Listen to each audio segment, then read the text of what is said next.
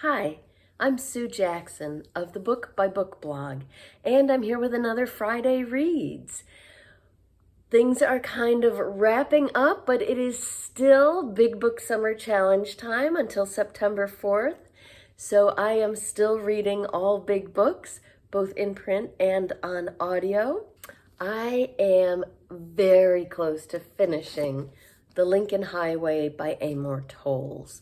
I've only got about 30 pages left, so I will definitely finish it today. This is a hug it to your chest book. I am just loving this book. It's the story of a hero's journey, actually multiple heroes. This book doesn't have a single main character. It's got really 5 main characters. There are some different perspectives, different chapters from different characters' perspectives, some written in third person, some in first person, and then there are also some characters, some secondary characters, and one main character that you just know about from the others. As the title indicates, it is about a road trip, but more it's about a journey, and both a physical journey and an emotional journey for all of the characters. It begins in 1954, but we get a lot of backstory on each of the characters as well as they're narrating. I don't want to tell you too much about the plot because it's a very twisty-turny plot. There is a lot that happens. There is so much packed into this. So many characters and so many plot twists. But the characters are all fully drawn. They are three-dimensional. This is one of those books. I just recorded the currently reading tag about how I read, and I mentioned that I only read one book at a time because I like to completely immerse myself in it. This is a book to immerse yourself in, and it's the perfect example of why I read that way, because it is an immersive book. It is the kind of book that just pulls you right into the center of it. So it begins with 2 brothers, Emmett, who's 18, and Billy, who's 8. Emmett has just gotten out of a juvenile detention work farm in Kansas.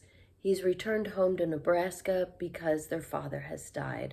Their mother left when Billy was just a baby, so it's just the 2 of them now. Now, Emmett went into the work camp because he had accidentally killed another boy in town. They got in a fight, and the other boy hit his head and died. And right in the earliest chapters, Emmett realizes that the town has a long memory, and so some people in town, it's a small town in Nebraska, some people will not forgive him.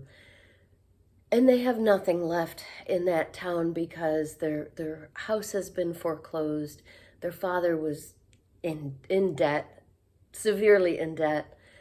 So when Emmett comes home, he tells Billy, I think it would be best if we left and started over. And Billy is 100% in with that plan. Billy is like the heart of this novel. He's the main character who doesn't have his own chapters, but who you get to know from all the other characters. He's precocious. He is so smart. He is tuned into everything around him. He listens to everything. He reads. He often better understands what's going on than any of the adults in the novel. So Billy says, yep, I'm right with you. Let's leave. I know where we're going. And he explains that he found, after their father died, he found some postcards hidden that their mother had sent when she left them. They were postcards to Emmett and Billy, sent at each stop along the way as she drove from Nebraska to California to San Francisco. And so Billy wants to retrace her steps using the Lincoln Highway. Again, Billy is a really smart, clever kid. So he's been reading and learning all about the Lincoln Highway. This is the first road in the U.S. that went coast to coast. And yes, the book has a map. This road does not exist anymore. I forgot to mention I've been doing this as a buddy read with Nikki at Red Dot Reads. And she's been interested in my American perspective. And she has pointed out some things that I missed and vice versa. So I am thoroughly enjoying the buddy read experience, my first.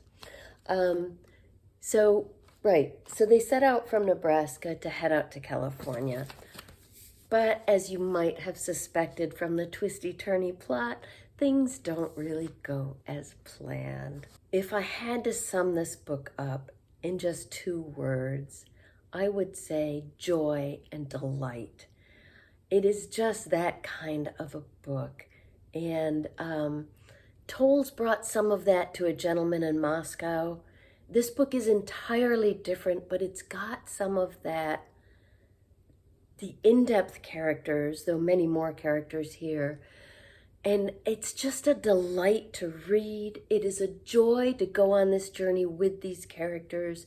Now, to be clear, there are a few moments of tragedy, particularly toward the end, but overall, the feeling, the tone here is joy and delight. I am thoroughly enjoying the Lincoln Highway. I'm so glad I read it. Fabulous Big Book Summer read, and I can't wait to finish it today. I actually have 2 audiobooks going right now, which is rare for me, but I'm listening to one with my husband. We started it in July when we were traveling a lot, and then we were 3 sections from the end and stopped traveling. So we haven't been listening to it. But last night we had an appointment with our financial advisor, who's about a 30-minute drive from here. So we did put it on for the ride there. Unfortunately, we forgot where we left off. So the first half of the ride was a repeat of what we'd already heard. You know how that goes. We're just like listening and going, okay, yeah, we did hear this part before. But on the way home, we listened to a new part. So anyway, the book is First Cut by Judy Melinak and TJ Mitchell. This is a thriller set in San Francisco about a rookie ME medical examiner named Jesse Teska. Like I said, we're about 3 sections from the end. This has been very suspenseful, lots of plot twists here, and we've really been enjoying it. So we have to find time to finish that. And that First Cut is a big book as well, as is the audiobook that I'm listening to on my own, Lines of Courage by Jennifer Nielsen. This is a middle grade teen book.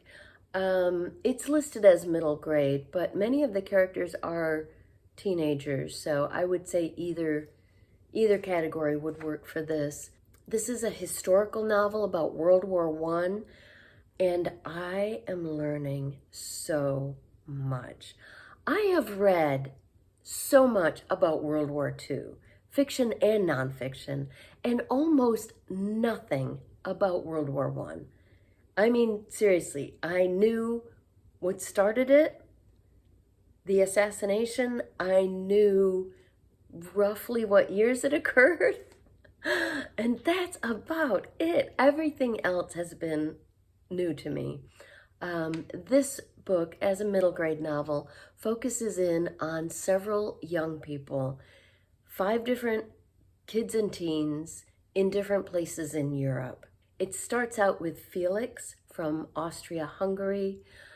They are, of course, involved in the beginning of the war, but fairly soon they are invaded by Russia, and who are on the opposite side of the war as them. Felix's family is Jewish. His father goes off to fight in the war. They're very worried about him. They're also worried about Felix and his mom and what will happen to them.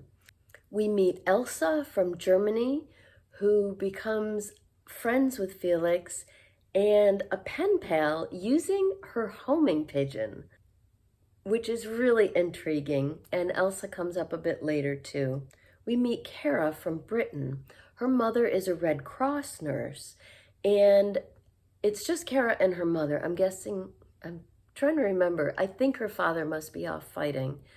So the two of them are traveling throughout the war for years.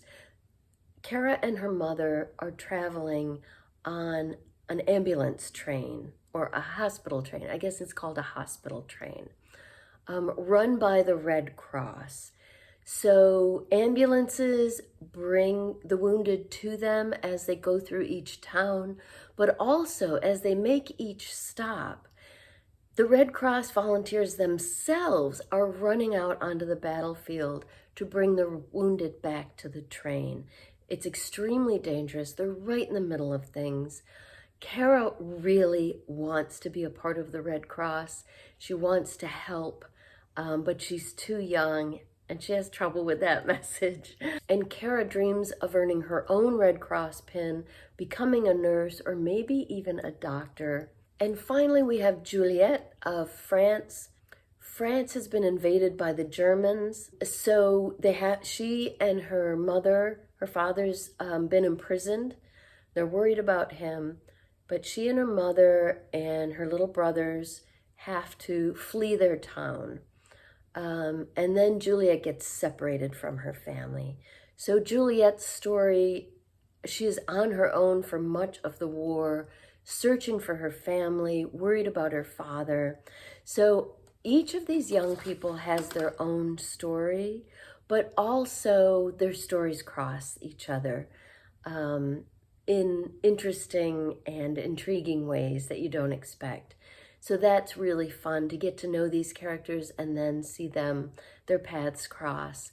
And the book is making it's digging into some ethical questions about the war as well.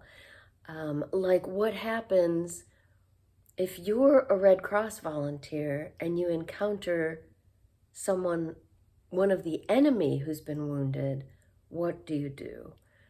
Things like that. So it's getting in depth into exactly what's happening during the war. Prisoners of war, the wounded, displaced families, all of these topics are coming into play. I previously read one of Jennifer Nielsen's middle grade historical novels, A Night Divided, which is about the Berlin Wall. As with that one, this is excellent. You're getting the perspective of the war from kids of the age who are reading the book. It's excellent, very gripping, completely engaging. So I'm enjoying Lines of Courage by Jennifer Nielsen. That's what I'm reading this week. I would love to hear what you plan to read this weekend. Let me know in the comments down below.